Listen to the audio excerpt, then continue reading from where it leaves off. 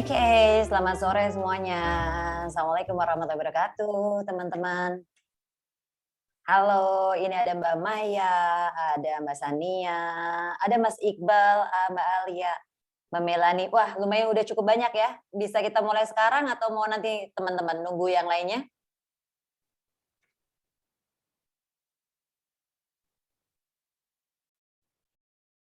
Oke, kayaknya kita akan langsung, mulai. Nanti kita mungkin menunggu sampai audiensnya sekitar 20 orang. Tapi sebelum kita mulai, kita akan ngobrol-ngobrol dulu. Kita hari ini akan bicara terkait dengan women empowerment, atau kita pengen tahu nih, bagaimana sih caranya untuk menjadi seorang leader di era yang saat ini yang serba terbuka juga gitu ya. Tidak ada perbedaan gender lagi, semuanya sudah dibuka untuk kita gitu kan. Dan selamat, congratulations buat teman-teman semuanya yang sudah mulai masuk di babak akhir Business Case Competition 2022 ini. Proud, super proud. Nanti pokoknya ini hari ini, kita sore ini, kalau yang sebelum-sebelumnya itu satu arah. Hari ini saya sendiri dengan Irma Shantia Dewi, saya alumni FEUGM angkatan 97, lumayan cukup lama ya. Mungkin teman-teman ada yang udah lahir, ada yang belum gitu kan. Nah, saya juga profesional juga, bekerja juga, dan hari ini benar-benar sebuah kesempatan yang sangat luar biasa karena bisa ketemu dengan teman-teman yang sangat hebat gitu ya, sampai detik saat ini berhasil untuk masuk ke babak akhir di Business Case Competition 2022 ini. Dan acara yang terselenggara berkat kerjasama KP Gama dan juga Pupuk Kaltim ini akan menjadi sebuah tonggak untuk kita ke depannya, untuk lebih bisa melihat lagi gitu bahwa teman-teman semuanya setelah dikasih business case apapun, teman-teman semuanya bisa menyelesaikannya dengan sangat luar biasa gitu. Dan jangan salah, di forum ini teman-teman sangat beruntung sekali karena teman-teman bisa bertemu dan belajar langsung dari orang-orang yang sangat banyak pengalamannya, baik secara organisasi ataupun secara profesional. Dan untuk sore hari ini, kalau kita lihat ternyata lumayan cukup mix gitu ya, gendernya antara laki-laki dan perempuan, walaupun materi hari ini kalau nggak salah adalah terkait dengan kita bicara masalah ini. Apa teman-teman, ada yang tahu nggak nih? Hari ini kita mau bahas tentang apa? Be the next female CEO, why not? Gitu kan. Jadi kita akan lihat juga gitu loh, teman-teman bagaimana persiapannya, apakah ada yang memang sedang dikhawatirkan atau apa yang sedang ingin dipersiapkan gitu kan untuk kedepannya, bagaimana dan lain sebagainya. Dan sebelumnya Irma juga mohon maaf sekali, Irma nggak pakai virtual background di sini karena keterbatasan fasilitas yang ada gitu. Oke, langsung saja kita akan mulai karena sudah tetap di angka 15 dan saat ini sudah pukul 15 lebih 7 menit.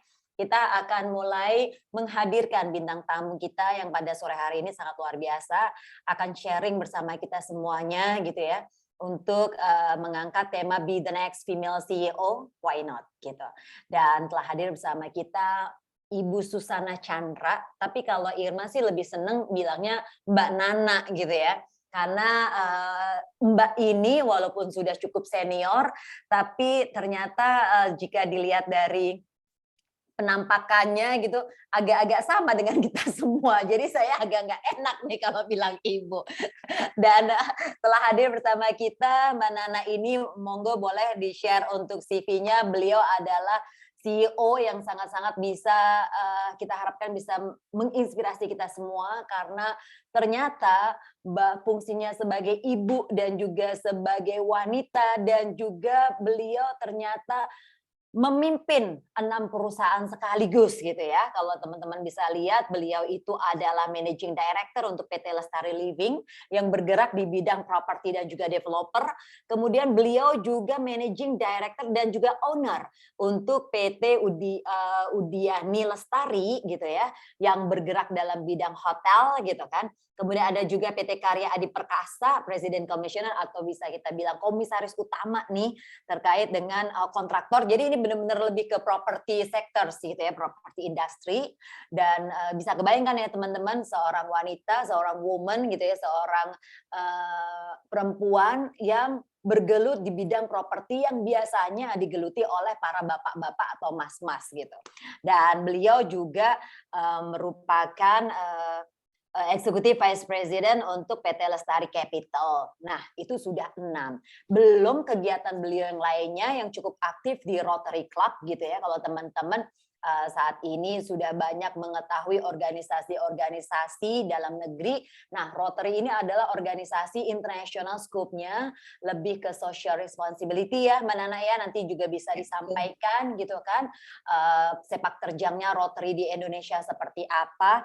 Bahkan kalau kita bilang Rotary ini organisasi yang cukup lama sudah ada di Indonesia dan kiprahnya di social responsibility lumayan cukup banyak gitu. Mbak Nana ini memiliki background pendidikan, yaitu beliau adalah pasti lulusan dari Universitas Gadjah Mada, kemudian melanjutkan studinya di Australian Design Interior Academy, berarti memang pekerjaan saat ini nggak jauh-jauh dari background pendidikannya yang lalu gitu kan. Kemudian di University of New South Wales, beliau mendapatkan Master of Commerce with Advanced Specialization in Finance. Waduh Mbak Nana, nggak usah lama-lama lagi, nggak usah ngobrol panjang lagi, kayaknya teman-teman udah sangat pingin sekali mendengarkan sharing dari Mbak Nana untuk sore hari ini di Be the Next Female CEO, Why Not? Silakan Mbak Nana, waktu dan tempat kami persilahkan. Oke, selamat sore semuanya. Kayaknya sekarang lagi trending salam keberagaman, equity dan inclusion. Benar ya Mbak Irma ya? Benar sekali Mbak. Benar sekali. Oke, thank you banget nih udah dibacain tadi CV-nya. Udah lama sekali nggak dengerin orang baca CV saya loh Mbak. Udah jadi pada saat panitia minta CV-nya dong, waduh, mana yang mesti diupdate gini ya? Karena pada intinya lah sekarang ini orang sudah tidak meminta CV saya lagi gitu. Jadi kadang kalau memang invite ya karena sudah tahu gitu ya. But anyhow ternyata CV masih dipakai ya. Selamat sore nih buat teman-teman sekalian. Baru sekitar 1.800 peserta ternyata sore hari ini. 5.000 kalau di tempat saya, kalau itu kan dari Gitu ya? mana? Udah ada 5.000 gitu kan. Teman-teman yang lain boleh buka videonya atau lagi beraktivitas atau Iya gimana? nih, kayaknya teman-teman boleh ya dibuka videonya kalau misalnya memang tidak ada aktivitas, dan sepertinya memang tidak ada aktivitas karena hari ini adalah salah satu dari rangkaian Business Case Competition series Mbak Nana. Jadi kenapa kita pengen teman-teman buka videonya jika memungkinkan, karena di sini kita pengen ngobrol langsung gitu ya, formatnya kita benar-benar pengen sharing, dan mungkin kita juga bisa cerita gitu kan, teman-teman mungkin bisa cerita, Mbak Maya mungkin atau Mbak Meliani atau mungkin Pak Mahatma gitu ya, Pak Mahatma ya. Wah Pak Mahatma kayak, wah ini cewek nih, aku paling sebel kalau ada temen cewek gitu ya, belum apa-apa udah dikit-dikit drama queen gitu kan. Nah, ya nggak Pak Mahatma?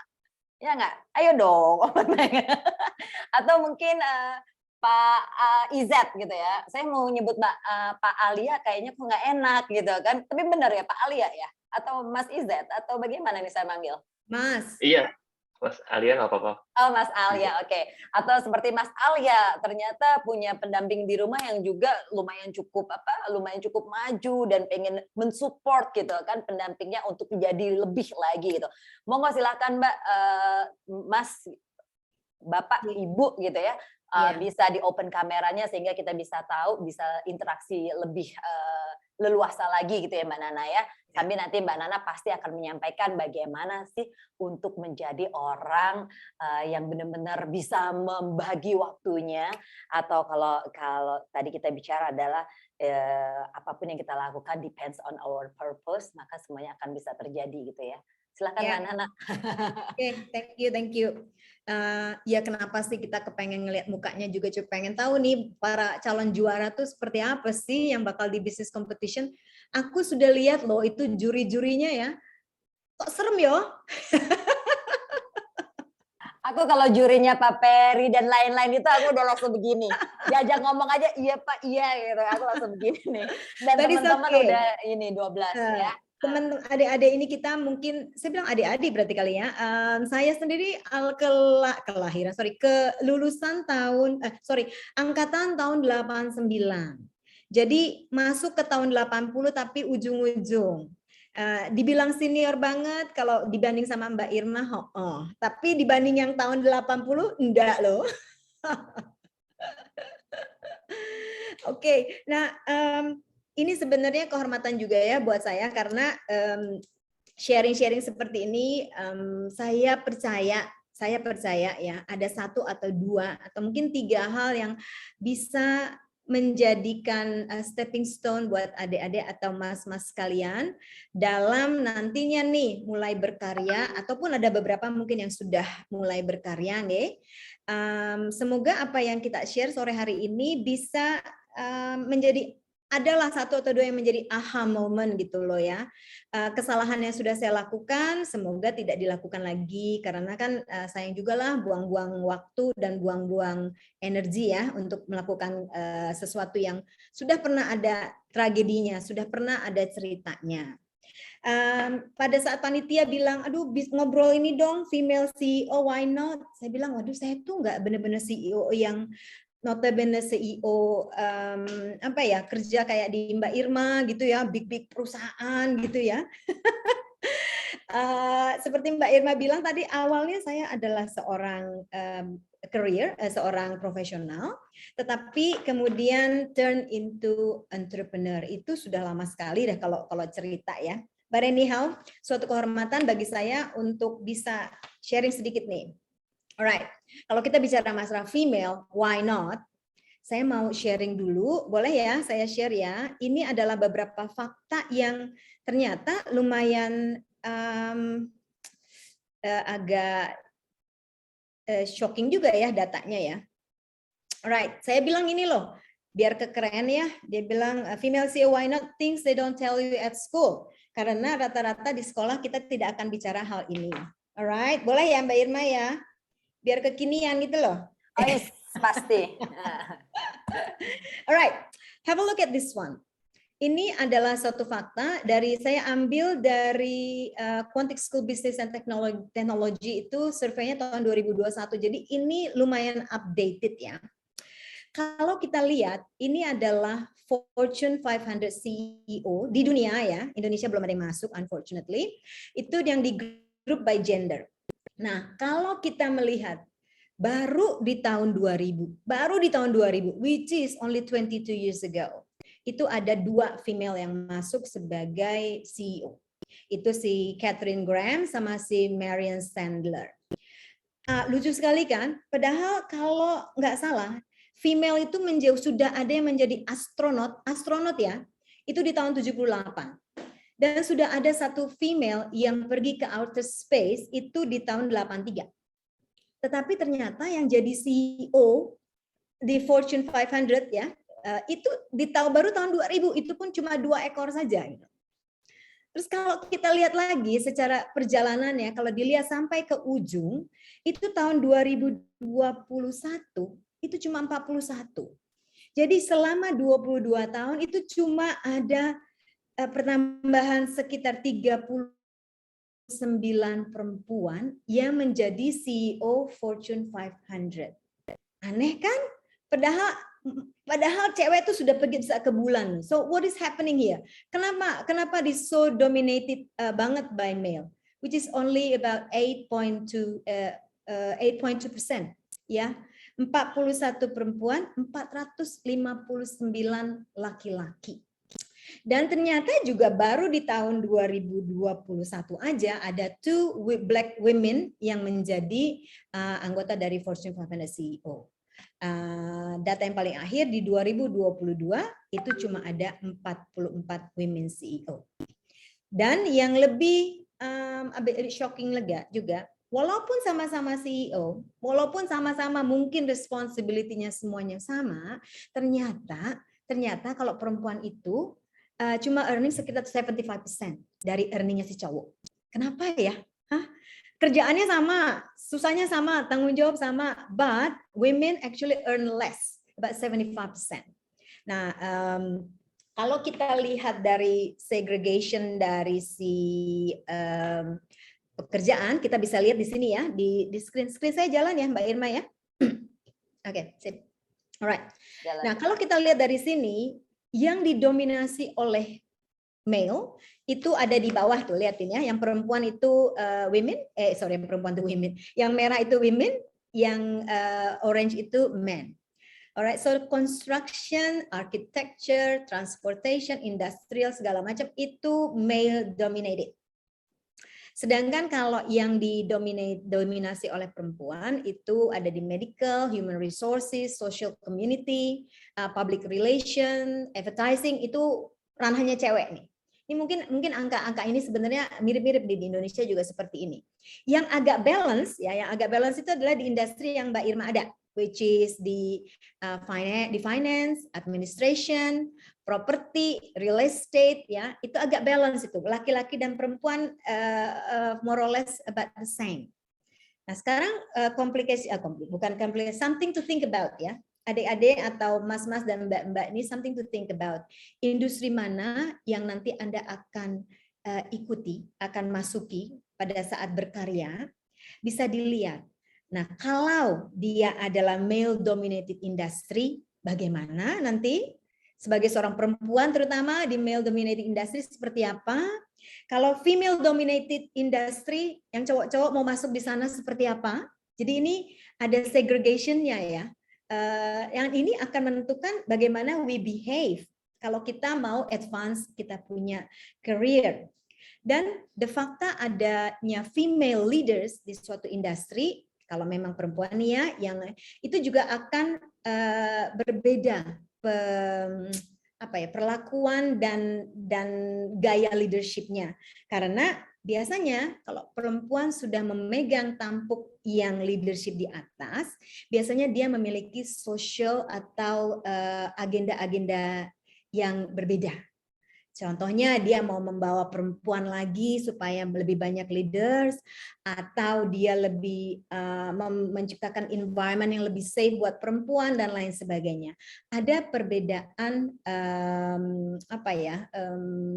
environment pada saat sudah ada leaders yang perempuan yang di atas tersebut. Right? So ini yang tadi saya bilang female ternyata earning just 75%. So to sum up, in general, dan I have to agree with this one ya, women itu has to work 30% harder. Angkanya 30% not so sure, tapi definitely we work harder daripada sama-sama male. Untuk mencapai posisi yang sama ya. Oke, jadi on average rata-rata women has to work harder. Dan apparently takes longer buat women, female, to achieve senior position dibandingkan yang female. Dan yang terakhir adalah karena perempuan itu biasanya juga we got paid less, about 75% dari posisi yang sama dibandingkan dengan CEO yang male. Pertanyaannya kenapa, begitu kan? Nah, kalau pertanyaan kenapa itu, saya akan mulai dengan dari yang sesuatu yang mungkin sangat logik dan juga banyak sekali dibahas sebenarnya ini ya. Oke, I'm gonna share this one. Ini ada perempuan, katanya perempuan itu multitasking. Benar ya, Mbak Irma? Sangat benar. Sangat ada benar. dua, apakah multitasking atau memang mau nggak mau mesti dikerjakan? Keharusan. Gampangnya aja deh. Seorang perempuan bukan sesuatu yang tidak lazim ya, bukan sesuatu yang tidak biasa untuk men-postpone kita punya karir ataupun studi karena keperluan atau kebutuhan yang ada. Contoh, baru married, punya anak, mau tidak mau pada saat punya anak ada pregnancy, kemudian pada saat punya anak kita juga 3 bulan atau 4 bulan cuti ya, cuti. Dan bukan juga sesuatu yang tidak biasa, seorang perempuan diharuskan atau diminta untuk menjaga keluarganya, keluarga kecilnya dulu 1-2 tahun sampai si anak ini bisa let's say dititip ke childcare dan lain sebagainya. So ada gender bias yang memungkinkan seseorang, menjadikan seorang perempuan itu harus take a pause dari karir ataupun dari studi atau apapun juga yang sedang mereka lakukan. Itu sesuatu yang biasa terjadi. Otomatis kalau we take pause, we are postponing, otomatis pencapaian kita yang tadinya kita lagi on the right track itu kan jadi terhambat. Ya kan? Nah, sedangkan orang laki kan nggak harus kan, tidak harus melahirkan, tidak harus ambil cuti hamil dan lain sebagainya. So mau tidak mau kita sebagai perempuan mengalami ada yang namanya we take longer ya. Setelah ngurusin anak, biasa seperti itu, anak sudah oke, sudah masuk sekolah dan lain sebagainya, and then dia bisa concentrate lebih pada pekerjaannya. Nah, saya bicara ini secara in general ya. Tentu saja ada perempuan-perempuan di sana yang juga amat sangat luar biasa, tetapi in general itu yang terjadi. Right. So when we talk about work-life balance, kita bicara karir, kita bicara keluarga, personal life, community life. Nah, ini yang biasanya karena fokusnya jadi banyak, biasanya kan kalau when you focus in too many things, you achieve nothing, betul ya? Nah, so orang laki, on the other hand, they only focus on waktu umur sekian sama let's say 20 sampai 35 40 tahun, they focus on work. Just work and work and work and work. Makanya mereka bisa achieve something yang a lot faster karena fokusnya cuma satu. Sedangkan perempuan di umur 20 sampai 40 yaitu mereka biasanya kalau yang mau berkeluarga, mereka mulai berkeluarga, jaga anak, walaupun kerja tetap harus ngurus anak dan lain sebagainya. Mbak Irma punya anak berapa ya? 4 saja. Nah, saya punya 2. I don't know how you manage 4, gitu kan? Dan masih bekerja. Jadi benar enggak nih? Benar enggak nih? Banyak sekali kita take a pause kan? Yap. Benar ya? Mau tidak mau anak sakit, we go home, looking after the child, ya. Sedangkan suami ya udahlah, suami kerjalah, kamu is okay lah. So otomatis situasi seperti ini menjadikan it takes longer for women itu to achieve the same level of achievement daripada lelaki. So I'm not talking about we are not capable of, tetapi karena gender bias yang ada memungkinkan kita menjadi ya, seperti ini ya. So we will have to work harder when we go back to work. Setelah kita cuti, kita mesti catching up tuh. Ya kan, bayangkan ibu menyusui. Ya, yang sekarang katanya perempuan harus menyusui karena itu kan bagus buat bayinya dan lain sebagainya. In the middle of the meeting, they need to menyusui bayinya. They go back to ini ke belakang untuk express themselves, ya supaya they can go back to the normal meeting lagi gitu loh. So itu adalah yang banyak sekali dialami oleh para perempuan. Oke, nah. Ini interesting sekali yang dikatakan oleh Resma Saujani. Dia itu salah satu 500 CEO, ya, CEO Fortune 500. Dia adalah founder dari Girls Who Code. Ya, tadi kalau kita lihat dari segregation gender dari pekerjaan yang di IT itu ada di bawah, which is male dominated. Nah, si Resma ini dia mendirikan suatu sekolah untuk mengajak para perempuan muda untuk mulai belajar bikin coding. Ya, suami saya juga di IT industry dan dia juga selalu bilang susah sekali mencari perempuan-perempuan yang bisa melakukan yang bisa atau interested in IT. Nah, ini dia mengatakan gini loh, itu sangat common, ya saya sangat relate sekali, sangat common dia bilang bahwa perempuan itu, anak perempuan itu di raise di keluarga itu to be perfect, to be polite, nggak bikin masalah, nggak boleh nakal, bersih, ya, to be safe, not too much initiative lah, bener nggak? Kalau to smile perfectly, anak perempuan mesti sopan, mesti manis, mesti wangi, nggak boleh nakal, nggak boleh loncat-loncatan dan lain sebagainya. So women girls raised to be perfect. Sedangkan kalau anak laki, apa yang terjadi? Mbak Irma anaknya laki kalau nggak salah ya? Laki semua Bu, 4. Laki semua. Nakal nggak mereka? Alhamdulillah enggak. Enggak. Sangat rezekiku luar biasa tuh. Oh gitu. Nggak suka loncat-loncat. Oh pasti kalau itu. Saya grew up dengan 5 orang anak laki-laki dan saya anak perempuan satu-satunya. Saya masih ingat banget begitu sibuknya ibu saya. Ya, pertama makannya mereka banyak banget kan. Kemudian kalau pulang sekolah baju yang namanya baju sobek, yang baju kotor itu udah biasa banget ya. Yang namanya perjalanan ke rumah sakit untuk ngejahit kepala yang bocor karena mereka loncat dari pagar atau main sepeda dan lain sebagainya. So, but that's just boys. Ya, yang ketangkep nangkep maling ayam dan lain sebagainya. My parents have to deal with all those things ya. So, the boys will, kita sering dengar kata the boys will be boys. Mereka lebih brave, ya lebih adventurous. They raised to be strong. Nggak boleh sedikit-sedikit nangis kalau orang laki, betul ya? Kalau perempuan crying is okay. You're being nice gitu kan? So male, boys being raised to take risks karena it's just how they've been brought up. Yang biasanya kalau udah mulai pacaran, yang ngajak pacaran dulu, yang istilahnya nembak ya, yang nembak dulu biasanya laki atau perempuan? Biasanya laki. So they know how to handle rejection from the start. Ya kan? Sedangkan girls kalau ada yang sampai aduh aku kayaknya suka sama itu kok ketahuan sama sebelah tuh udah malunya luar biasa gitu kan. Kayaknya nggak, apalagi kalau bertepuk sebelah tangan. But being boys, being male, it's okay. It's suatu yang common, alah ditolak sama yang satu nggak apa-apa, tolak lagi yang ada kok sebelahnya dan lain sebagainya. So what happened is when we look at this one, brave, resilient, risk taker, adventurous. Itu semua adalah leaders quality, benar nggak? Kalau kita bicara masalah leaders quality yang kita lihat dari mereka-mereka yang di atas sekarang, mereka rata-rata sangat berani, very brave. They are resilient, dia jatuh, dia fail, they come back up. They take risks.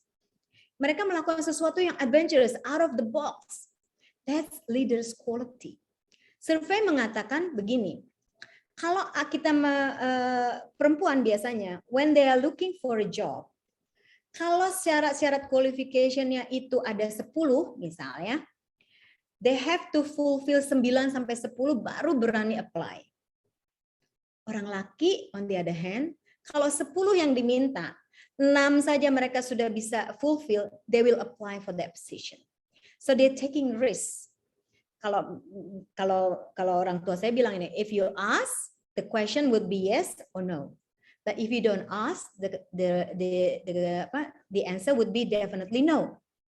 So itu juga merupakan karakteristik dari seorang male yang memang sudah di brought up that way.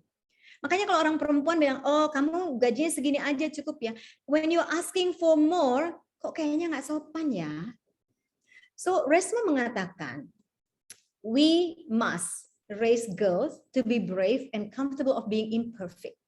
Kalau smile, yang nggak ada ya orang, jarang sekali orang laki kalau selfie itu sampai begono begini supaya smile perfect, betul nggak?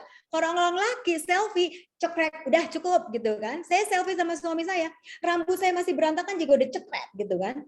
So kalau girls, no, we want the face to be the thinnest as possible gitu kan, bibirnya semerah yang sewajarnya dan lain sebagainya. Boys don't do that. Mereka happy to be imperfect. Female, on the other hand, we try. We want to be perfect. That is the difference.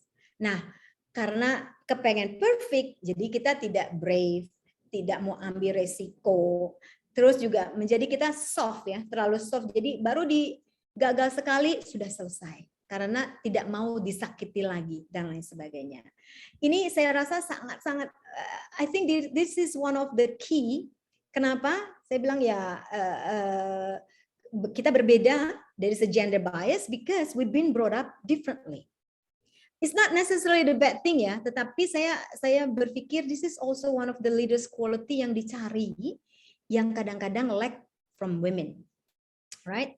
Saya ingat loh, mami mertua bilang dulu, kalau jadi ini nggak usah jadi manajer. Kalau manajer terlalu banyak resikonya, nanti nggak bisa look after anak.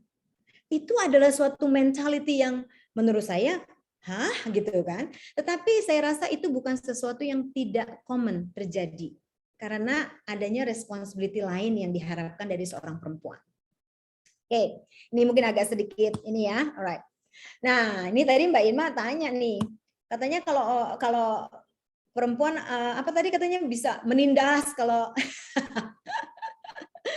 kalau kita sering mendengar ya, ada kalau bos perempuan itu seringkali galak.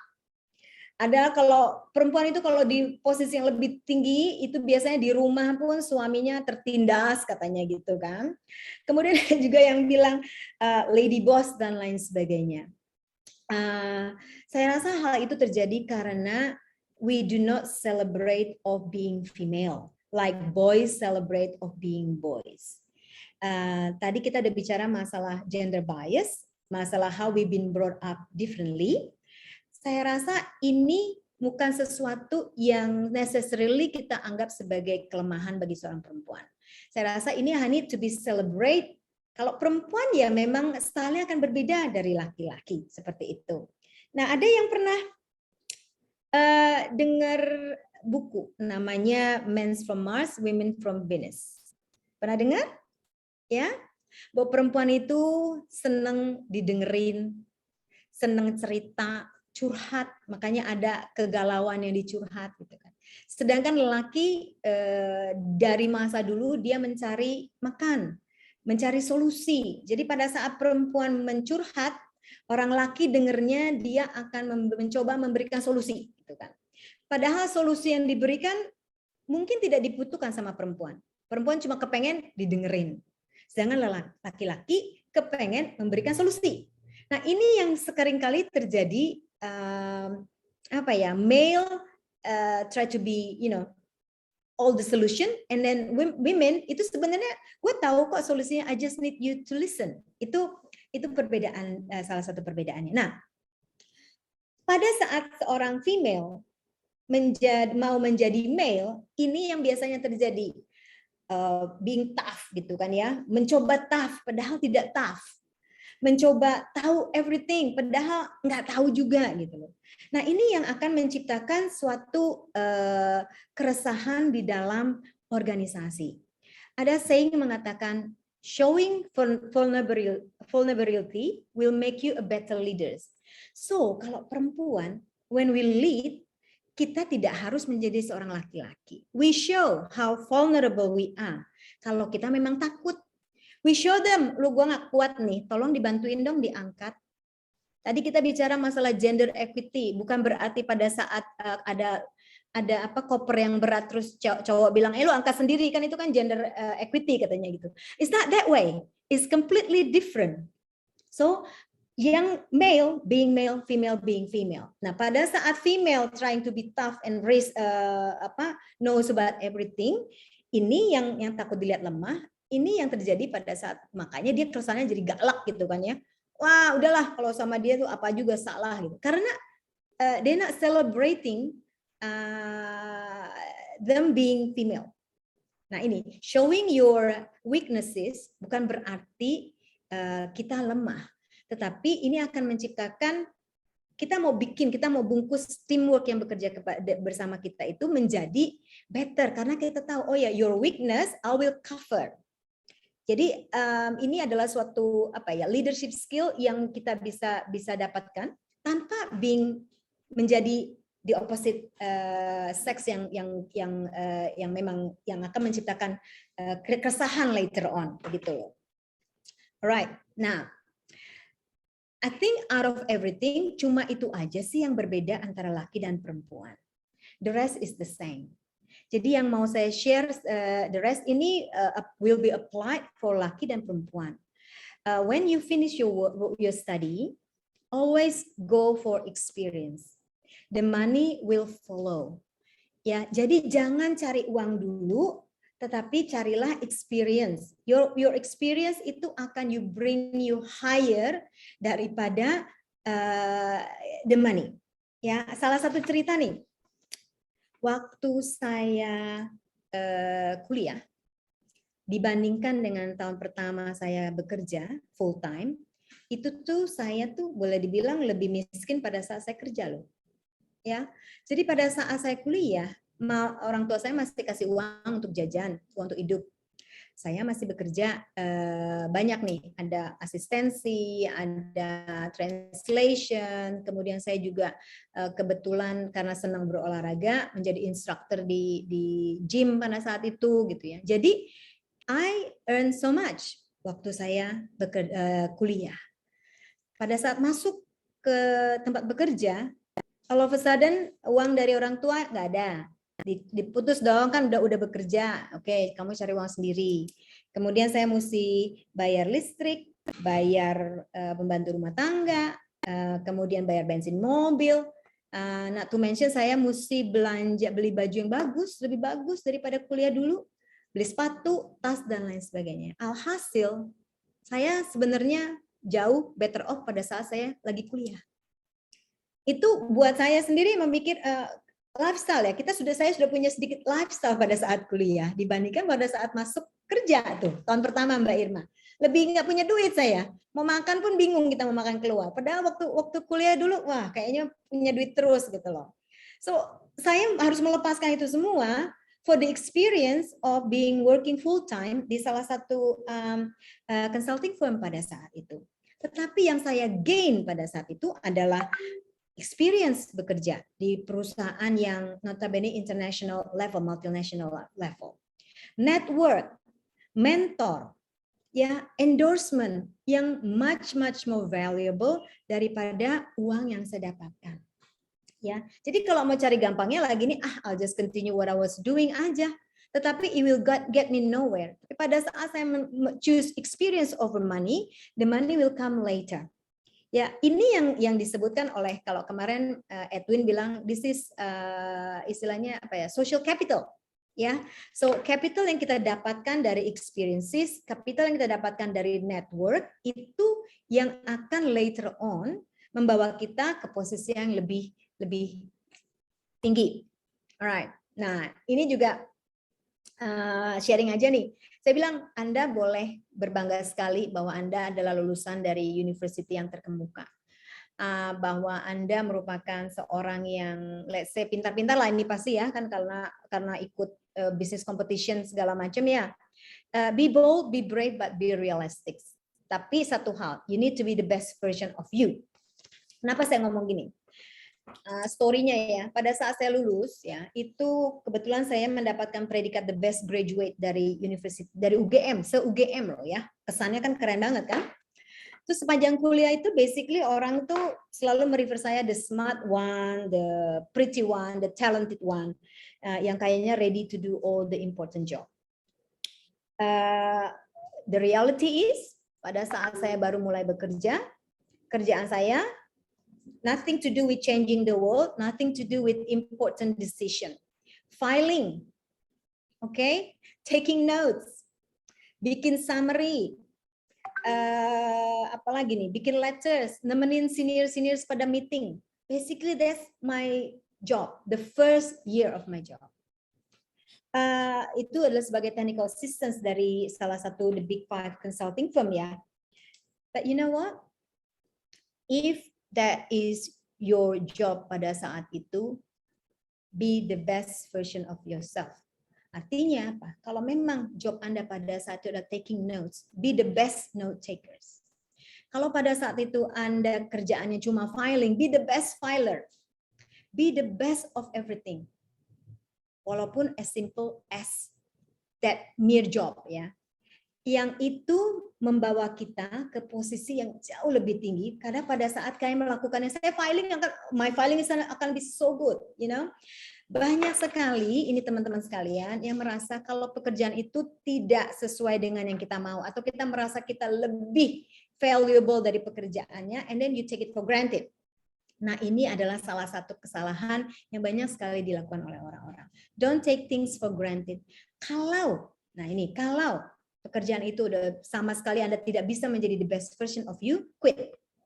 Jangan jadi mediocre, cuma asal dapat gaji aja lah. No. Kalau kamu masih mau stay di situ, if you are taking salary atau you are taking pay from whatever you do di situ, suka nggak suka, be the best version of you. Do your best. The rest will follow. Karena perjalanan kita tuh panjang banget. Itu hanya one step aja. Akan membawa kalian ke tempat yang jauh lebih tinggi lagi if you do it your best. Itu pesan saya yang saya rasa ini akan sangat will take you go places lah. Ya. The next one, yang ini sama sebenarnya, give value first. Always give value first. The rewards will follow. Nah, paling sebel ya. Saya itu kan juga sekarang saya punya sekitar berapa total ya? 800 kali ya orang yang bekerja di organisasi kita, mungkin ya about 800 900 itu.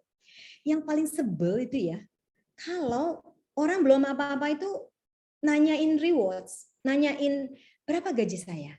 Itu mangkel banget loh. Bukan apa-apa sih. Kita belum tahu, we don't know you yet. Kita nggak tahu value kamu kepada kita apa gitu ya. And then you ask for angka yang nggak tahu lah ya, yang menurut kita mungkin tidak make sense seperti itu.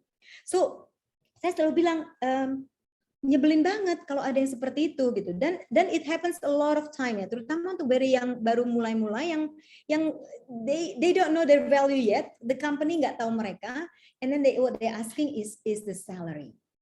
So pesan saya adalah do not go for the salary. Kalau kamu memang yakin, hakul yakin you are valuable, ask for bonus for your performance, ask rewards. Jangan ask for the salary. Ini kalau misalkan ada orang di depan saya apply for certain position, dia akan bilang ini, Bu, don't worry Bu, salary apa yang budget yang Ibu ada, oke, I'm fine. Tapi saya minta kalau misalkan kita bisa menghasilkan project ini such and such, I'm gonna ask for a more bonus. Nah, sebagai employer itu akan much more yakin ya, confident pada saat your calon pekerja itu atau calon manajer kamu itu mengatakan hal tersebut. Artinya apa? They are in this together. We are in this together. I'll show you the result, dia bilang. And then you'll give me your bonus. Ini yang balik lagi saya bilang, always give the value first, apapun juga. So pada saat you give your best, and then the rewards will follow.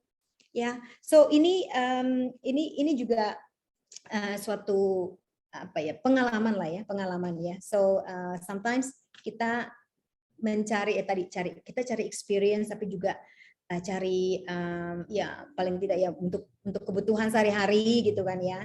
So when you ask more for the bonus, the employers will be much more confident. Demikian juga kalau kita mau memulai bisnis. Pada saat kita mau mulai bisnis, let's say startup ya, ataupun small businesses yang ada investornya, jangan ambil salary gede-gede di awal-awal, karena operation akan habis di situ kan. Nah, tapi kalau you tell your investor bilang, no, I'm just taking a minimum salary, karena perlu dong, dia perlu untuk kebutuhan sehari-hari, but I will take bigger chunk kalau udah profitable. Seperti investor pun akan happy. A lot happier, they're a lot confident. I mean by always give values first, the rewards will follow. Okay? Nah, the good news ini nih buat perempuan-perempuan. Di female CEO di Indonesia itu ada sekitar 25%. CEO itu adalah CFO, CIO atau CIF ya. Udah ada 25% dibandingkan di dunia yang cuma 8,2% tadi itu. And kita punya 6 female minister di Jokowi Cabinet. Kalau nggak salah totalnya 34 ya minister, sudah ada 6. Jadi ya berapa tuh? 6 dibagi 34 tuh. Ya. So Indonesia sendiri kayaknya we celebrate women. Kita kepengen lebih banyak female leaders juga. So would you be the next female CEO? Tetapi I will like to close this with one quote. Sebenarnya apa yang kita cari? kalau Anda mencari yang namanya wealth atau being sejahtera, itu sebenarnya has nothing to do dengan position. Mau CEO, mau CFO, mau apapun juga, your wealth sebenarnya tidak sama persis dengan your title. Tapi your wealth itu akan di-decide dengan how good you are managing the investment, how good you are managing your kecing. Ya, so I'm not the biggest CEO yang mungkin BUMN dan lain sebagainya ya, di Indonesia kan biasa seperti itu, but bukan berarti yang managing small business nggak bisa well off. It really depends on how good you are managing your investment. Itu aja, so hopefully ada yang nyangkut hari ini. Monggo Mbak Irma, silakan saya stop share ya. Jangan stop share dulu dong. Oh, jangan stop share. Karena jangankan ada yang nyangkut, ini banyak banget yang nyangkut sampai saya bingung harus mulai dari mana gitu kan. Dan kalau misalnya saya ngelihat dari wajah-wajah teman-teman juga banyak sekali yang mungkin pengen langsung bertanya gitu ya. Atau misalnya kalau saya nggak mau bicara tapi saya mau tulis aja di kolom chat, it's okay gitu kan. Mari kita diskusi bersama. Karena kembali lagi ini bukan masalah hanya terkait dengan wanita, tapi ini juga sebenarnya kesiapan nih untuk para pria untuk memiliki peers atau untuk memiliki partner female di dalam kehidupan profesional secara internal ataupun eksternal gitu. Dan ini dari panitia juga menyampaikan jangan lupa untuk presensi pada hari ini bisa langsung klik aja di kolom chat kita gitu ya. Di sini sudah ada presensi yang mungkin teman-teman harus lakukan sebagai bukti dari kehadiran pada sore hari ini. Selain setelah kita ini Mbak Nana, nanti juga akan ada next session lagi di jam 6 malam gitu. Oke, buat teman-teman mungkin ada yang mau bertanya nih kepada Mbak Nana terkait dengan would you be the next female CEO? Why not? Gitu. Silahkan mau yang bertanya atau langsung diskusi bisa raise hand ataupun bisa ketik di kolom chat kita pada sore hari ini. Monggo silahkan. Siapa dulu nih? Belum ada. Oke. Halo, Langsung. Yes, dengan Mas siapa? Langsung disebutkan namanya Mas. Saya Alia Izet Adrianto. Berarti memang penerawangan saya tepat ya. Mas Izet ini akan menjadi penanya pertama hari ini. Silakan Mas Alia. Iya, terima kasih Mbak Irma dan Mbak Susana ya. Kalau dari pertanyaan ini kan saya nggak mungkin ya jadi would you be the next female CEO. Nggak mungkin nih kalau saya nih. Itu dalam because you will be the next male CEO. Yes, for sure. Jangan female ya. Gimana Mas Alia? Kalau yang inspiring kan emang sebenarnya tadi yang ada di slide itu masalah seperti pendidikan dari kita kecil ya, bagaimana lingkungan membentuk kita tuh tadi. Jadi kayak distinction laki-laki dan perempuan ya menurut saya. Jadi emang kalau menurut saya pribadi itu yang penting itu kan pendidikan gitu, pembentukan diri kita. Nah, tapi yang mau saya sampaikan adalah emang pendidikan ini tuh bukan cuma buat perempuannya saja gitu. Kalau mereka itu bisa menjadi CEO atau pemimpin gitu ya. Tapi juga sebenarnya dari laki-lakinya juga tuh harus mendapatkan pendidikan atau informasi kalau kita tuh sebenarnya sama gitu. Jadi karena mungkin keterbatasan CEO itu masih tadi 2%, masih 8% gitu ya. Itu juga sebenarnya adalah pandangan dari mungkin para laki-laki in general gitu, kalau sebenarnya kalau perempuan itu punya keterbatasan. Itu sih sebenarnya yang saya mau sampaikan adalah, jadi pendidikan itu laki-laki juga harus mendapatkan itu. Kalau kita tuh semuanya harusnya sama. Seperti itu sih sebenarnya, Mbak. Oke. Siap, terima kasih atas statementnya as a male, the next male CEO ya Mas Alia, amin. Mas Alia, aku mau nanya lagi, ini Mas Alia tuh S1 atau S2 nih kalau di business case? S2 dari UI, Tim Livica. Oh, it's you all the best gitu. Udah berumah tangga juga Thank Mas you. Alia atau belum? Belum, Oh, alhamdulillah. belum. Belum. Alhamdulillah. Oke, Ya, berarti soon. mungkin di sini ada yang masih jomblo. Mungkin ini ada masalah enggak ya? Enggak ini bisnis enggak matching juga ya. Oke, mungkin itu pernyataan dari Mas Alia, Mbak Nana. Mungkin Mbak Nana ingin menyampaikan? Ya, kalau kita sebenarnya kenapa ya the way we brought up differently ya. Tetapi memang pendidikan obviously udah nggak usah ngomong lah ya. Kalau pendidikan kan harus ya both side juga tahu. Saya ada satu share nih ya. Pernah dengar ya katanya di belakang lelaki hebat itu ada perempuan hebat, betul ya? Betul. Nah, di belakang perempuan hebat itu juga ada lelaki hebat. Betul. Makanya saya bilang we need to celebrate our differences. Jadi bukan sesuatu yang memang beda kok gitu kan. Dan memang need to be treated differently. Nah, satu contohnya adalah gini. Pada saat saya kan mendapatkan scholarship di New South Wales University itu untuk master degree ya di finance. Nah, pada saat saya selesai sekolah, ada kebetulan saya ketemu suami di sana juga, dan pada saat kita married, punya anak, nah saya tinggal di Australia, di Sydney, ya. Itu dengan anak saya pada saat itu usianya 5 bulan. So dari 5 bulan sampai 1 tahun, I try to be staying at home mom. Karena di sana itu agak susah sistemnya, nggak ada babysitter lah ya. So kalau kita titip ke childcare itu saya sendiri masih belum tega. Dan ternyata I found that saya nggak bisa jadi stay at home mom. Nah karena tidak bisa, saya go back to work. Jadi saya kerja untuk another consulting firm juga di sana. Dan ternyata kalau kita bekerja yang namanya di corporate finance ya, nggak bisa yang namanya pulang on time gitu kan. So when you prepare something, sedangkan childcare di sana jam 6 itu harus sudah di pick up tuh anak. Kalau nggak dijemput tuh anak besok nggak boleh taruh di childcare itu lagi. So situation itu menjadikan saya harus melakukan pilihan. Apakah continue working atau do something else. Karena saya nggak bisa jadi stay home mom, saya oke lah, cobalah saya menjadi entrepreneur gitu kan, menjadi pengusaha dengan harapan saya masih bisa memiliki waktu buat keluarga, buat anak, tetapi juga masih tetap bisa berkarya. Nah, pada saat itu suami saya adalah my support system. Jadi dia mensupport saya. Oke lah, pokoknya bisnis awal-awal mana untung sih ya, pasti kan banyak ruginya dan banyak belajar dan lain sebagainya.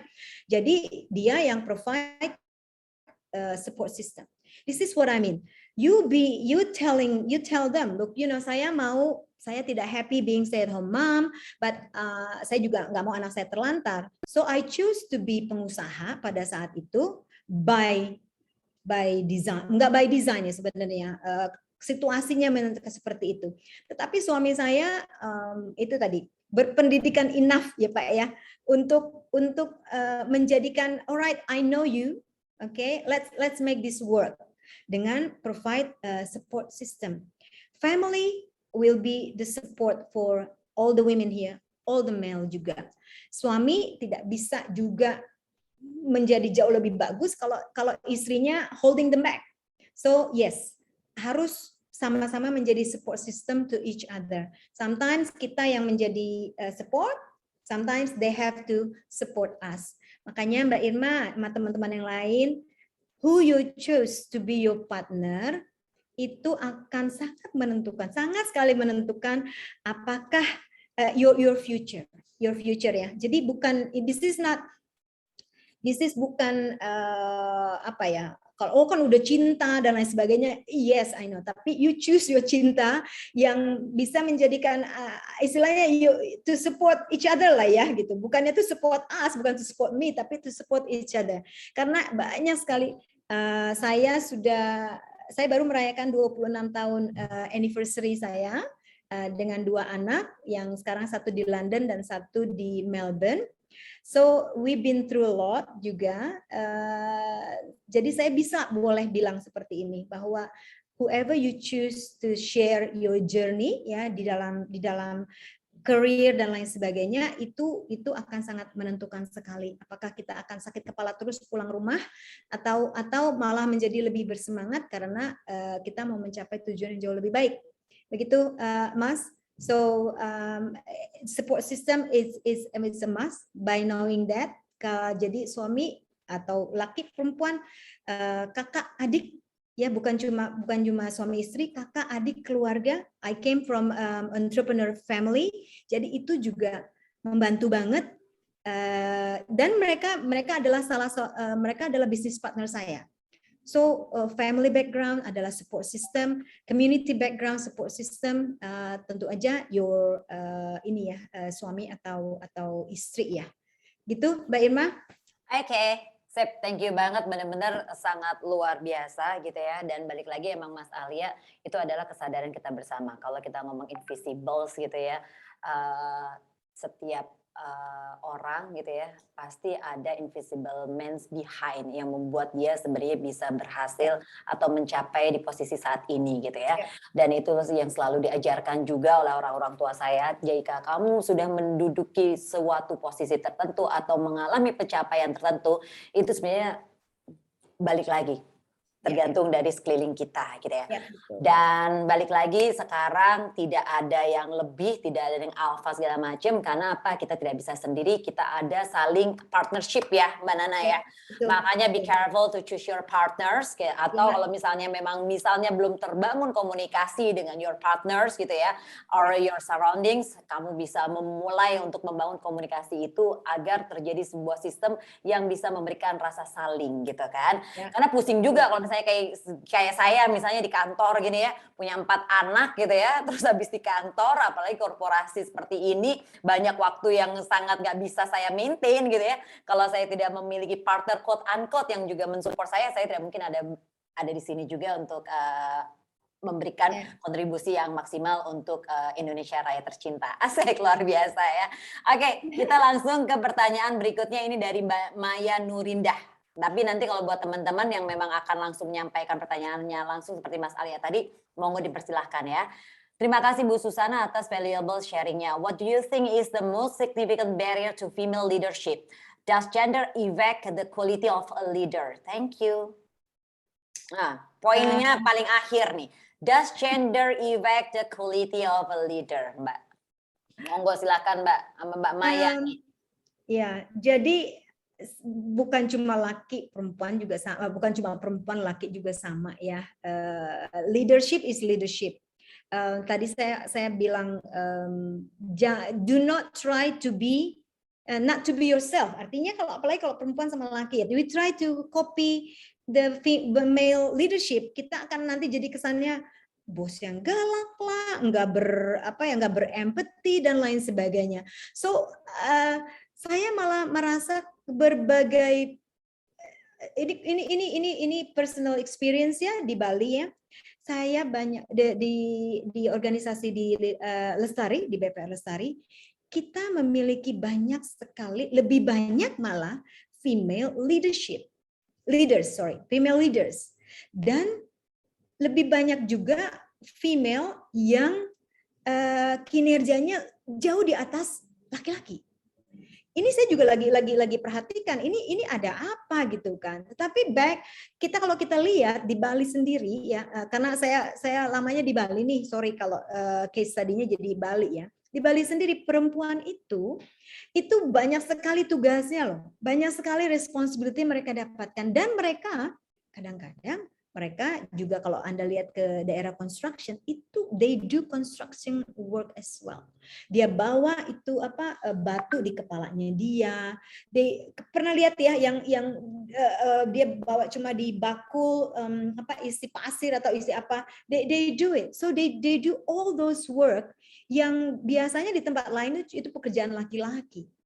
Nah, ini saya enggak tahu apakah ada relationnya apa enggak. Tapi a lot of our stars qualities leaders adalah female. So gender apakah mempengaruhi? Yes, mempengaruhi. Makanya we do not try to be a male leaders.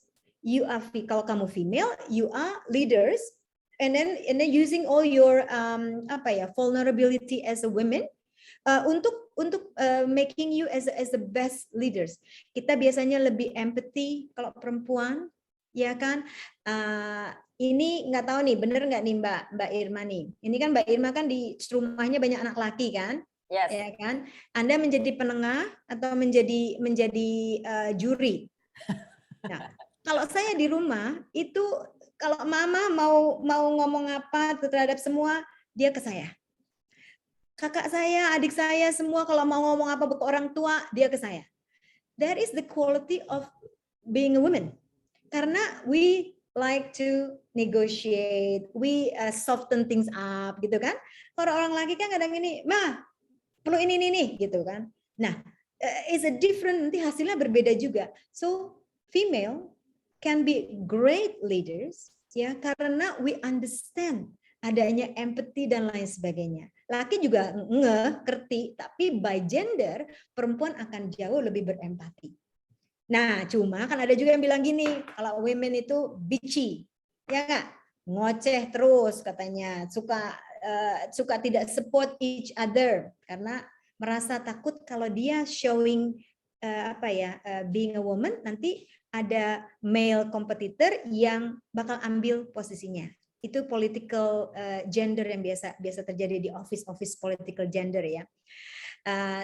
Tidak bisa dihindari, itu bisa terjadi, tetapi saya rasa kalau we show result, ya nggak usah ngomong yang lain dah, kita ngomongin resultnya aja deh, gitu kan. So percuma kita discuss ini itu segala macam, tetapi when you show result, and then everything will speak on its own.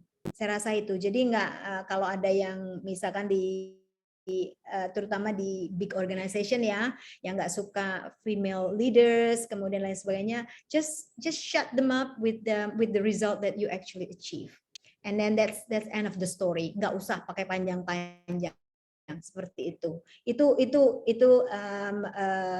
taken yang dari yang saya alami selama ini ya. Balik lagi ya Mbak Irma tadi bilang, saya juga all of a sudden saya memiliki banyak male staff ya, terutama yang di construction. Nah, berbicara dengan mereka berbeda juga, karena bayangin, arsitek, insinyur, dan lain sebagainya, male industry kan, tadi kita lihat ya, and then all of a sudden bosnya orang perempuan gitu kan, and saya senang pakai heels dan lain sebagainya kalau meeting, and it takes time to get to know them, and then setelah itu bisa tuh gitu kan. So bisa. Kalau kita menggunakan male energy, mungkin meeting-meeting akan banyak yang heated ya. Tapi pada saat kita menggunakan female energy, the whole thing jadi different. Tapi resultnya tetap bagus, gitu loh. Ya, jadi jangan ada juga kalau alah kecentilan aja, dia bilang hasilnya nggak ada, itu juga kita sering dengar, betul kan? Cuma modal pretty face dia bilang, tapi ininya nggak ada. So jangan sampai terjebak ke dalam stigma tersebut gitu loh.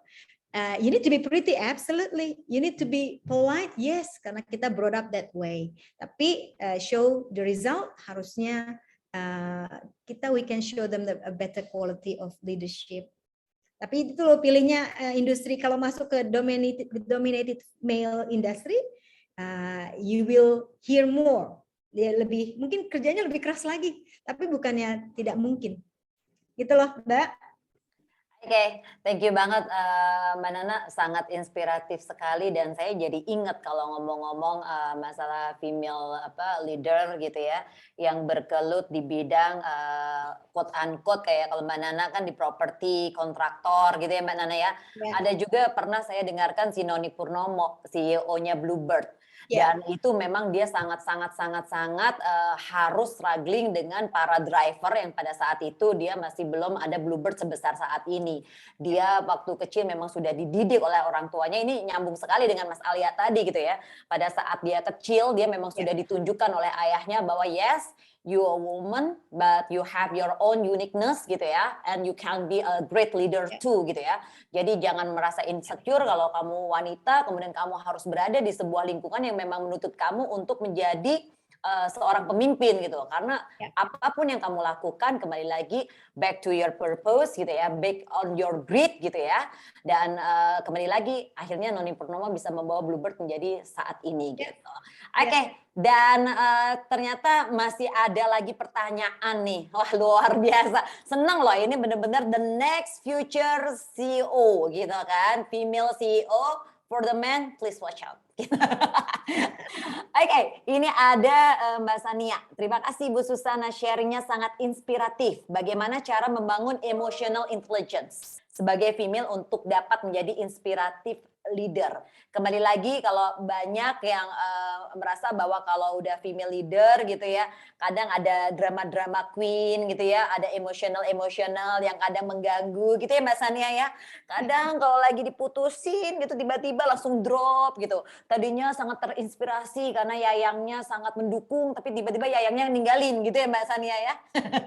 Bagaimana untuk tetap keep up the good work gitu ya, gimana tetap bisa untuk menjadi leader yang masih punya api di kala memang emosi kita yang kadang naik turun ini Mbak Nana.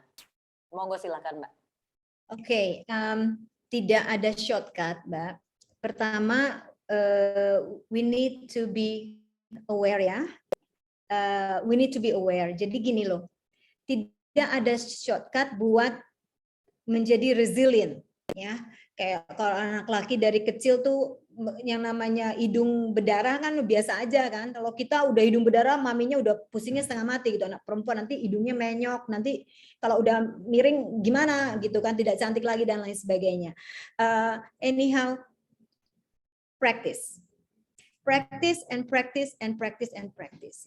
Tidak ada salahnya. Sekarang ini banyak sekali loh training-training yang available online ya.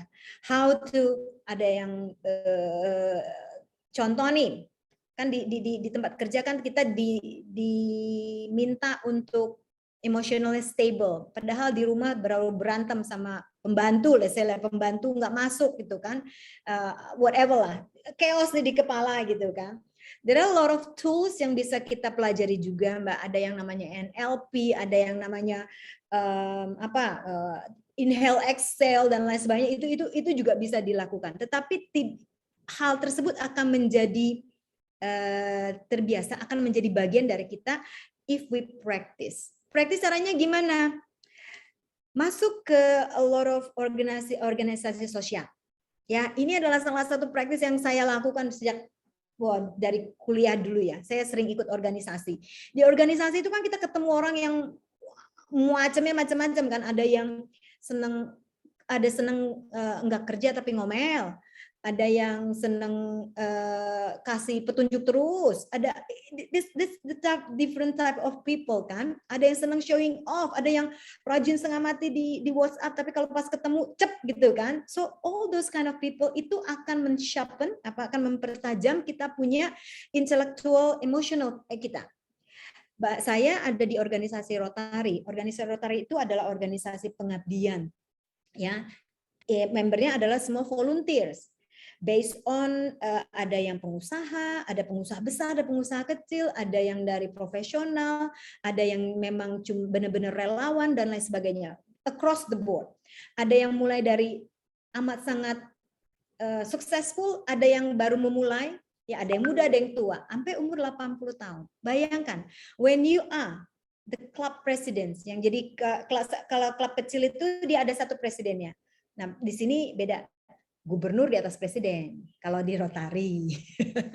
Nah, bayangkan bagaimana caranya Anda melit suatu tim di mana anggotanya rangingnya dari 80 tahun sampai 30 tahun.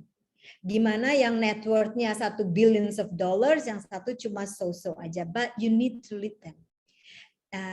Moral of the story adalah organisasi merupakan cara bagi kita untuk belajar, berlatih, karena tidak bisa di shortcut yang ini, untuk berlatih bagaimana caranya kita maintain kita punya healthy emotional ya, no matter what ya, kelihatan sedikit-sedikit nggak apa-apa. Terus yang kedua lagi adalah you being honest to yourself. Artinya kalau memang lagi nggak bisa diganggu nih, ini lagi nggak stabil banget, you tell your team. saya selalu bilang kalau misalkan saya lagi benar-benar nggak bisa perform my emotional intelligence at most, I'll tell my team, okay, give me some time, jangan bicara hal ini dulu karena nggak akan bagus lah hasilnya. Gitu. So when you tell them that, ya mereka bisa appreciate, okay, nanti dulu ibu lagi not at the best mood, misalkan seperti itu. Itu juga salah satu kita menghandle ekspektasi orang terhadap kita. Ya, jadi nggak ada tuh yang namanya datang terus kita semprot orang semua gitu karena just having a bad day at home seperti itu. So begitu berbagai cara ya, bisa mulai dari trik-trik yang bisa kita apakah NLP, apakah meditation, diet apa whatever lah itulah. Tetapi the best way is to actually practice. Cari tempat di mana Anda bisa berpraktek. Nah, kalau saya berpraktek dengan sambil berbuat kebajikan buat orang lain.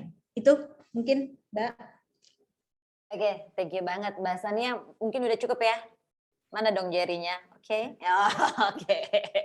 Thank you banget Mbak Sania. Ini ada 2 pertanyaan lagi dan mungkin mohon dimaafkan sekali. Ini mungkin pertanyaan dari Mbak Ripka adalah pertanyaan terakhir ya Mbak ya. Karena nggak enak banget habis ini teman-teman juga nanti harus bergabung lagi untuk sesi selanjutnya di jam 6. Oke, langsung Irma bacakan dari Mbak Meliani Nababan. Bu Nana, apakah dengan revolusi industri 4.0 menjadi sebuah kesempatan perempuan untuk berkarya lebih? Karena dengan teknologi dan informasi yang ada, pekerjaan menjadi lebih mudah. Monggo silakan Mbak. Absolutely. Dengan adanya teknologi, kita bisa tidak berhenti bekerja kalau mau, ya kan? Dengan adanya teknologi, you can work from home. Saya ini lucu ya. Jadi dulu tuh berharap waktu menjadi pengusaha berpikir ya kerjanya nggak usah banyak-banyak lah gitu kan. So karena I can take care of my time dan lain sebagainya. So it's actually mitologi itu, mitos. So when you have a business, pretty much 24 hours kerjanya. Ya, so teknologi dan lain sebagainya akan memudahkan kita. Jadi saya bisa memiliki sometimes buat berbagai aktivitas ya. Dan tentu saja perempuan sekarang sambil jaga anak di rumah pun bisa bekerja kan? Karena they can work from home. Dengan adanya pandemi yang kemarin kan banyak sekali perusahaan-perusahaan yang tidak atau mereduce office space mereka karena mereka bisa mempekerjakan sebagian orang-orang tersebut dari rumah. Ya kan? Nah, untuk perempuan kan ini juga merupakan suatu saat yang tepat, asal pintar, di rumah bisa kerja. Karena kebanyakan pada kerjanya juga jadi nggak, ada yang bilang lagi, oh nggak bisa efektif karena sambil kerja sambil jaga anak, lagi Zoom, kemudian anaknya nongol di sini gitu kan. Kemudian biasanya rapi, sekarang cuma pakai apa tuh yang di ini ada avatar itu kan, lipstiknya juga bisa dipasangin sendiri kan pakai avatar. macam-macam lah. But I think kalau kita melihatnya sebagai opportunity, yes, absolutely. Dengan segala macam tetangga saya itu orang UK. Suaminya orang UK, perempuannya orang Australia, right? Tapi mereka tidak bekerja di kantor, they work from home. They work from home dengan adanya teknologi, dengan adanya e-commerce dan lain sebagainya. So they earn pound sterling yang lakinya, yang perempuannya they earn Australian dollars, right? But they work in Bali. Rupiahnya, ongkosnya rupiah. Kemudian income-nya dolar dan pound sterling. Smart kan? Ya kan? Smart. It can happen. It is happening already. Di Bali itu banyak sekali yang namanya digital nomad. Nah, terus mereka balik lagi ya, saya cerita nih, banyak sekali yang sekarang pindah ke Bali. Kenapa? So they can experience both of, the good life. They can have the income. Mereka bisa punya nanny di sini. Ya, bisa punya pembantu di sini. Bisa punya keluarga. So they can have a bit of both now. Kalau saya pernah kerja di Australia, 14 tahun saya di Sydney ya, di Australia ya. So hard ya. Sangat mahal untuk punya anak, punya bisnis, dan punya maintaining keluarga. Di Bali, they can have them. Makanya semakin banyak orang yang pindah ke Bali. Tapi by the way bukan cuma orang bule aja yang begitu. Banyak juga orang-orang Indonesia yang sudah berbase di Bali sekarang. So monggo kalau ada yang mau bekerja dari Bali, bisa juga kalau itu memungkinkan. Mbak Irma. Oke. Yes. It will be for the next. Tapi kayaknya banking sector agak susah tuh, Mbak. Makanya waktu kemarin ada wacana work from everywhere gitu ya, aku langsung kebayang aja kalau PNS kita work from everywhere, terus piye ngurus apa, nyetak KTP apa segala macam ya kan? Nggak mungkin terus kita datengin Pak Lurah yang lagi liburan di Bali atau datengin ke Sumatera gitu. Oke, but anyway, Irma jadi keinget nih apa yang tadi disampaikan oleh Mbak Nana, apapun itu balik lagi tergantung sama kita gitu. Bagaimana kita bisa memaksimalkan, intinya gitu ya Mbak ya, segala macam kemudahan yang saat ini bisa kita dapatkan dengan mudah. Comparing with our ini ya grandma, terus apa zaman canggah-canggah zaman dulu mana bisa gitu ya, setiap wanita atau dengan berbagai macam kemudahan teknologi dan lain sebagainya bisa mendapat kesempatan yang luar biasa seperti kita saat ini. Dan ini mungkin ada satu lagi nih, Irma pengen sharing sedikit, ada satu buku judulnya Lean In, mungkin teman-teman bisa baca, ini baik perempuan ataupun laki-laki. Ini yang nulis adalah si Sheryl Sandberg, dia adalah COO-nya Facebook. Nah, dia ini juga sangat tough sekali bagaimana dia bisa berjuang untuk bisa memposisikan dirinya untuk dilihat gitu. Dan balik lagi, woman can do everything. Woman can do everything, guys, gitu kan. And depends on yourself. Lu mau ngelihat potensi itu atau tidak, lu mau lihat kesempatan itu atau tidak, dan bagaimana lu bisa memanage dan apa pursue atau apa purpose yang ingin kau dapatkan, itulah sebenarnya kunci dari semuanya. Jadi no excuse, kalau misalnya memang kamu mau maju atau kita semua mau maju gitu ya, mau laki mau perempuan, kalau Irma cuma dua sama Nana, mau atau nggak mau, bukan bisa atau nggak bisa. Karena once lu punya kemauan, there is a will, there is a way. Kalau misalnya kita nggak ada kemauan apapun, ya kita mau bisa secanggih apapun, kita tidak akan bisa melakukan apapun. Gitu ya. Boleh dong sedikit sharing ya. Oke, moga-moga Mbak Meliani sudah terjawab ya atas pertanyaannya terkait dengan revolusi industri 4.0 ini. Ini akan menjadi sebuah cara yang sangat bisa membuat kita menjadi lebih baik lagi ke depannya. Oke, sekarang untuk the last question, it will come from Mbak Ripka Ankasima. Terima kasih Bu Susana, sharingnya sangat menarik terkait dengan female sebagai CEO. Pada kehidupan tidak semua wanita akan jadi CEO, tapi bukan berarti juga tidak ada peningkatan dan pekerjaan atau karir. Balik lagi, tadi udah disampaikan oleh Mbak Nana ya, it's our own value. Mau dimanapun posisi kita, mau siapapun kita, kalau kita bisa punya value untuk diri kita sendiri, kita bisa delivering dan kita bisa memberikan manfaat kepada semuanya, itu adalah menjadi sebuah pencapaian tersendiri ya Mbak Nana ya. Dan mempertimbangkan work-life of balance.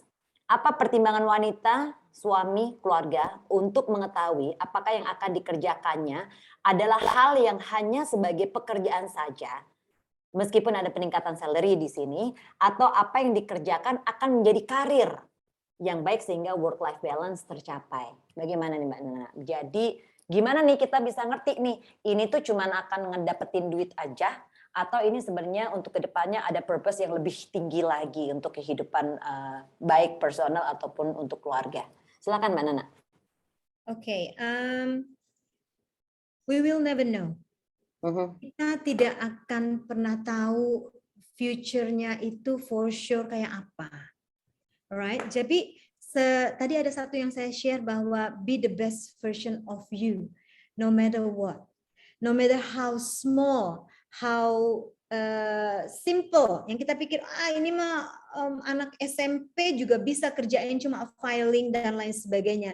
Tetapi when you do your best, dia bilang, so when you do the filing, saya memiliki kesempatan untuk membaca case-case-nya, ya, and then you do the filing based on. So pada saat you make the most, ya, karena perjalanannya itu masih panjang banget, dan we will never know jalan hidup kita tuh nanti akan kemana gitu loh.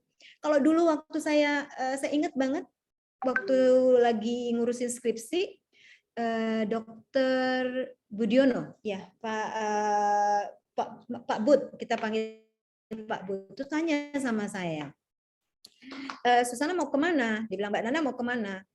Apakah mau sekolah lagi? Karena mereka kayaknya mereka insinuating apakah I'm interested to be a lecturer gitu kan? Saya bilang enggak Pak, saya mau bekerja di bank pada saat itu. Cut the long story short, which is tahun 8 sekarang tahun berapa sih 2022 itu berapa tahun yang lalu? 30 tahun yang lalu kah? Cut the long story short, I never work in a bank, yeah, but until later on, tapi not as an executive atau apa, but now I own a piece of bank, so we never know what lives akan kemana, apakah yang mana yang akan jadi karir. Kalau orang dulu tanya apakah Susana dulu bakal punya property, real estate property gitu kan, property developer. Not in a million years, tidak. Tetapi somehow perjalanan hidup itu membawa saya ke posisi yang sekarang ini. Apa yang terjadi di sekarang, kalau dipikir-pikir Mbak Irma ya, gila ya 6 perusahaan kita ngurusinnya bagaimana caranya gitu kan. Tadi Mbak Irma ada tanya kayak gitu kan. So nggak pernah saya desain juga gitu loh. So, dulu mereka adalah tim saya, sekarang timnya sudah semakin besar, oke lah bikin satu PT aja deh kamu sendiri gitu kan. And then tadi saya bilang, one of the most important job of leaders adalah to choose the right people. Nah ini yang paling susah, tetapi paling important. Kalau kita, jadi pekerjaan kita tuh di situ tuh. Jadi Mbak Irma tadi tanya, gimana nggak bagi waktunya? So nggak bagi waktunya bagaimana gitu loh. Pada saat kita heboh nyari the right person, yang kadang-kadang kita mesti ganti berkali-kali ya. And then your job probably 50% done. Jadi sekali itu tinggal monitoring, tinggal ikut meeting, tinggal apa segala macam. You do you put on the fire kalau memang harus seperti itu. So itu yang terjadi. Pesan saya ini benar-benar ya, saya bilang no matter what job. Anak saya pernah mengatakan sesuatu yang sangat make sense. Dia bilang gini, kita di restoran pembantu apa namanya itu pramusaji ya, pramusajinya itu kok cemberut begitu ya. It seems that she's not happy at all gitu kan. Enggak happy banget. Kita aja merasakan, ya customer kita sebagai customer kita merasakan. Kemudian anak saya pada saat itu umur berapa? 6 tahun dia bilang gini, "Mom, that lady is not happy to work here." Nah, kalau dia tidak happy working itu dan she show it that way, kan anak kecil aja bisa baca gitu loh. Can you imagine apa feedback dari ownernya? Ya kan? So if you're not that, kalau tidak bisa berikan the best, tadi saya bilang, kalau Anda masih stay di satu tempat, masih terima gaji ataupun kompensasi atau apa, but you think that you cannot stand it, nggak bisa lah, pokoknya gue nggak bisa di sini, quit. Jadi jangan jadi mediocre gitu loh. Terima aja, yang penting gaji, yang penting easy money lah gitu. And then but you don't give what is supposed to be given, nggak fair. So when the playing field is nggak fair, ya biasanya satu yang tidak happy dan satu ini tidak akan last long. So pesan saya buat adik-adik sekalian, teman-teman semuanya, whatever you do, ya suka nggak suka, be the best. Be the best version, give your best. Nanti itu akan lead you to somewhere. Kemana? I don't know. Saya pun tidak tahu. Sampai sekarang pun kalau misalkan all of a sudden ada apakah saya akan buka bisnis lagi ya? I have no idea. Tapi I'm enjoying it. Setiap kali proses, setiap kali my purpose is just to give value. Pada saat Anda memberikan value, it will take you somewhere higher. Trust me. Gitu, Mbak Irma? Siap, terima kasih sekali Mbak Nana atas sharingnya hari ini. Benar-benar sangat inspiring sekali, tidak hanya untuk female tapi juga untuk male. Sebenarnya apa yang tadi Mbak Nana sampaikan sebenarnya untuk kita semua Mbak Nana, gitu kan? nggak cuma untuk female aja gitu ya. Dan sambil quote unquote menutup perjumpaan kita sore hari ini, dan kalau teman-teman merasa kurang gitu ya, karena kan saya udah diketok-ketok nih, halo gitu kan, yuk ini udah lumayan 1,5 jam gitu kan, ternyata loh Mbak Nana nggak kerasa kan. Mohon disampaikan kepada tim panitia gitu ya, atau ketua pelaksana untuk saya minta sesi women empowerment untuk lebih ditambah lagi jamnya gitu kan, atau bikin sesi baru lagi, ayo aja kita hayu mah gitu kan, namanya memberikan berkah kebaikan gitu ya, value itu sangat luar biasa.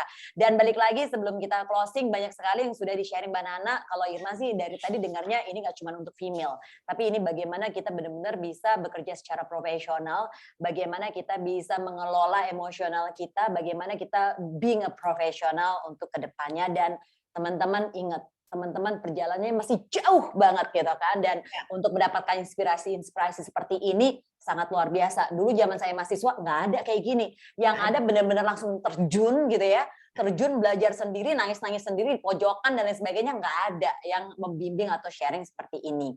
Cuman ibu saya saja yang dulu udah pernah ngasih tahu saya bahwa kamu sebagai wanita itu harus maju, harus pinter, harus mandiri, tapi ingat, jangan lupa kodrat kamu sebagai ibu nantinya dan juga sebagai istri nantinya. Tapi kamu harus punya value untuk diri kamu sendiri. Itu yang ingat, yang membekali saya cuma dari ibu saya zaman dulu gitu. Kalau sekarang sudah ada Mbak Nana dan another leaders yang bisa kita contoh. Dan sebelum kita closing, jangan lupa tadi benar-benar kalau teman-teman suka baca buku, ada 3 buku yang Irma senang sekali gitu ya. Dan ini semoga sangat bermanfaat juga buat teman-teman. Ada Lean In. Jangan lupa itu adalah CEO-nya Facebook, itu sangat banyak sekali yang dia sharing terkait dengan woman works and the will, the lead, the way gitu ya. Kemudian ada juga Becoming, pasti teman-teman tahu. Tadi Mbak Nana juga sampaikan bahwa keberhasilan seseorang itu tidak berdiri sendiri, pasti ada orang yang ada di belakangnya. Kita sudah ada contoh 2 presiden Amerika, ada Michelle Obama dan juga Hillary Clinton. 2 orang ini bukan orang yang bodoh. 2 wanita ini bukan orang yang di belakang atau tidak memiliki pendidikan. 2 orang ini sebenarnya memiliki karakter dan pendidikan yang sangat luar biasa. Tapi mereka memilih untuk step down, bukan step down dalam artian mereka tidak memiliki apa-apa dan tidak mampu untuk memimpin atau menjadi seseorang, tapi dia membiarkan pasangannya dan dia mensupport pasangannya untuk menjadi presiden.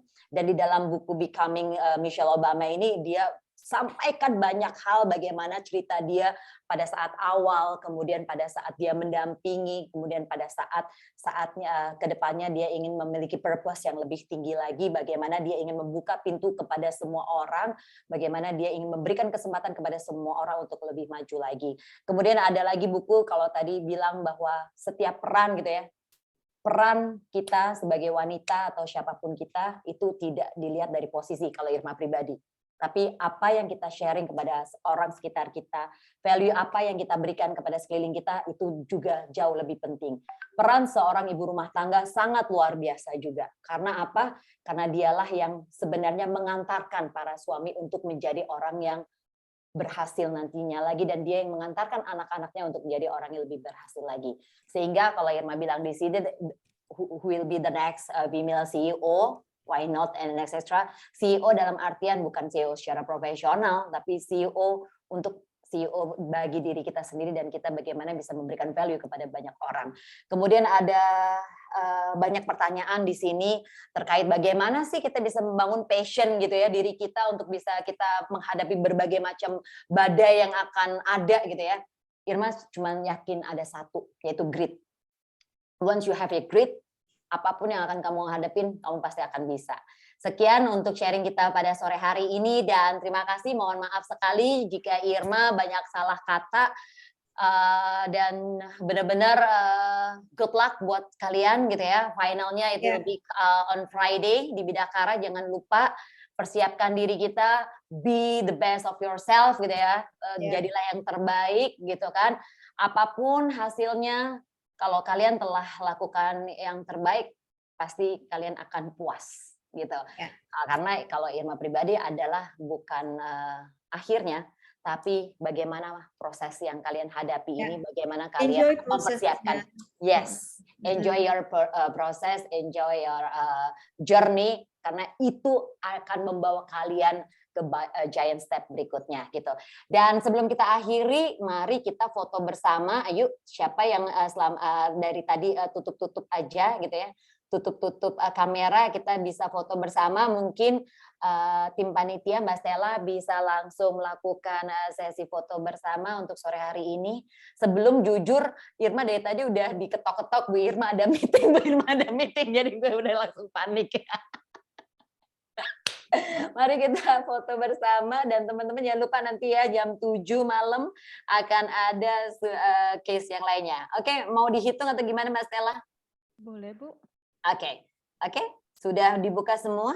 Ada Mbak Ripka. Halo Mbak Ripka, akhirnya lihat juga wajahnya yang cantik. Mas Fahrian, siapa nih? Mbak Irin, Mbak Evita, udah atau ini aja yang dibuka? Sudah ya?